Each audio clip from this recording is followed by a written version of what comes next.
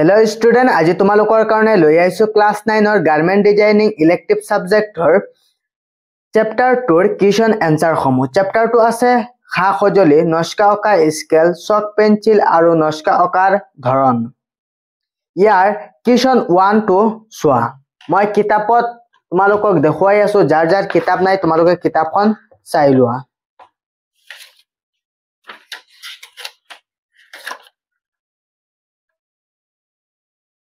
এটো চোৱা কুৱেশ্যন 1 নস্কা অকা স্কেল কি কি, স্কেলৰ ব্যৱহাৰ সম্পৰ্কে কি জানা লিখা।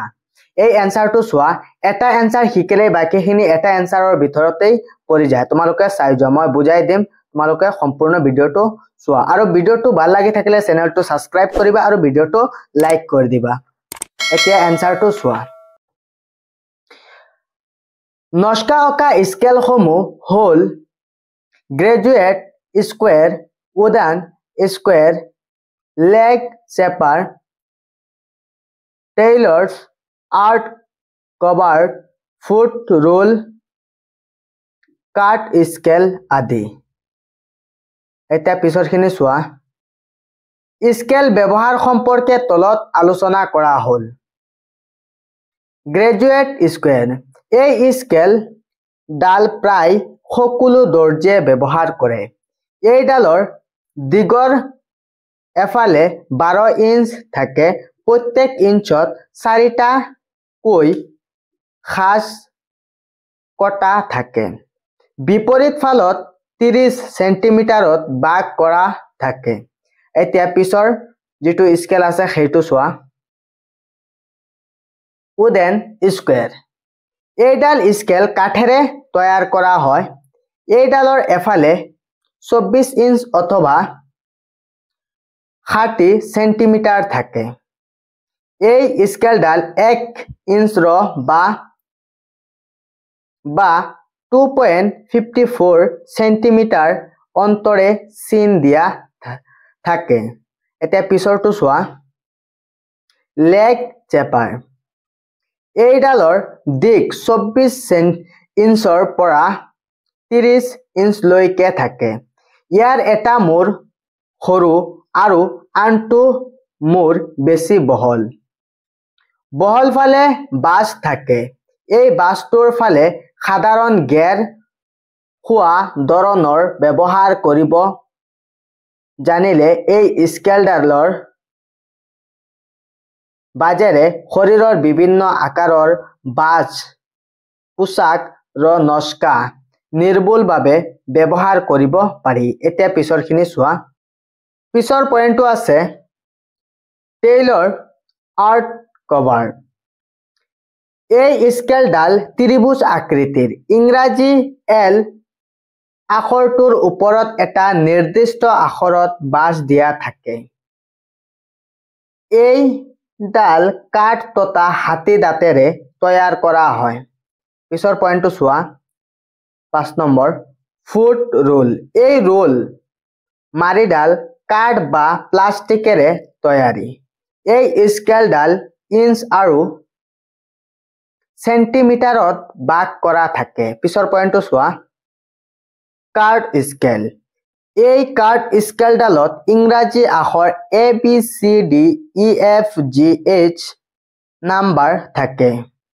ইয়াত দৰ্জী কামৰ বাবে AGFH ক্ৰমাংশ 1/2, 1/4, 1/6 তথা 1/5, 1/10 প্ৰয়োগ হয়। এতিয়া চোৱা কুৱেশ্যন 2। কুৱেশ্যন 2ৰ এনসাৰখিনি চোৱা। কুৱেশ্যন 2 দিছে চমুটুকা লিখা। ক দিছে গ্ৰেজুৱেট স্কোয়াৰ, খ দিছে উডেন স্কোয়াৰ, গ দিছে টেইলৰ আৰ্ট কভাৰ, ঘ দিছে কাৰ্ড স্কেল। এতিয়া এইখিনিৰ এনসাৰ খিনি চোৱা, চমুটুকাখিনি চোৱা। তোমালোকৰ কুৱেশ্যন 1ত যেটো ফাৰ্স্ট পইণ্ট আছিল গ্ৰেজুৱেট স্কোয়াৰ, এইটোৰ চমুটুকা এইখিনি লিখিলেই হ'ল। ফাৰ্স্ট পইণ্টৰ খিনি তোমালোকে লিখি দিবা। পিছৰ যেটো আমালোকৰ খ নম্বৰ চমুটুকা দিছে সেইটো আছিল উডেন স্কোয়াৰ। এইটো তলৰ পইণ্টটো লিখি দিলেই হ'ল। উডেন স্কোয়াৰৰ যেটো প্যাৰাগ্ৰাফ আছে এইখিনি লিখিলেই হ'ল। পিছৰটো আমালোকৰ চমুটুকা দিছে টেইলৰ আৰ্ট কভাৰ এইটো তোমালোকে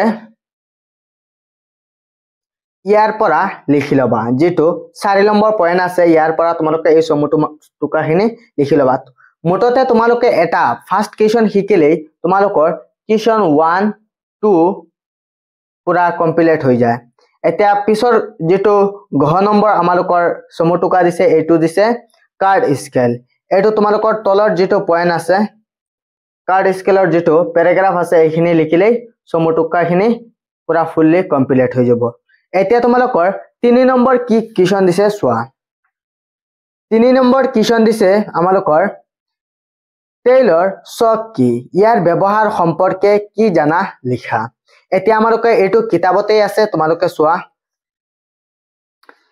এটো যেটো এটো পয়েন্ট আছে টেইলৰ শক তোমালোকে এনেকুৱা লিখিবা টেইলৰ শক হৈছে দৰ্জীসকলৰ বৰ প্ৰয়োজনীয় সামগ্ৰী এই শক এইখিনি নিলিখি এনেকুৱা লিখিবা টেইলৰ শক হৈছে দৰ্জীসকলৰ বৰ প্ৰয়োজনীয় সামগ্ৰী এই শক নিলিখিবা তাৰ পিছত লিখিবা এই শকেৰে কাপোৰত আদিত নস্কা অকা কামত ব্যৱহাৰ কৰা হয় সিলাই কৰাৰ সময়ত বিভিন্ন পোছাকৰ বিভিন্ন ঠাই চিন দি ৰখা কামত এই চকডাল ব্যৱহাৰ কৰা হয়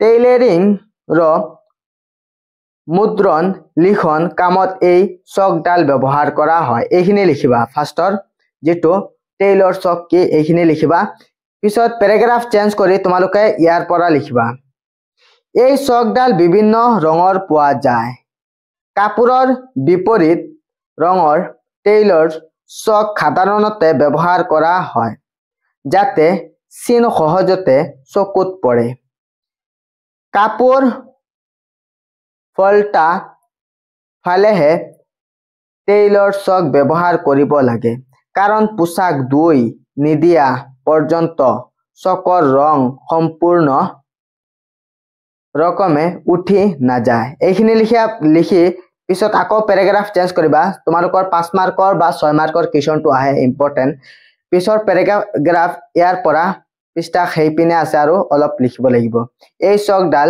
ত্ৰিকোণী বা চতুৰ্কোণী পোৱা যায় অথবা কোম্পানীবোৰে দৰ্জীসকলে ব্যৱহাৰ কৰাৰ সুবিধা লৈ লক্ষ্য কৰি এই চক দুই ধৰণে তৈয়াৰ কৰে ইংলেণ্ডত তৈয়াৰ কৰা চকৰ মানদণ্ড উন্নত আজিকালি বিজ্ঞানৰ পিছৰ কিনি সোৱা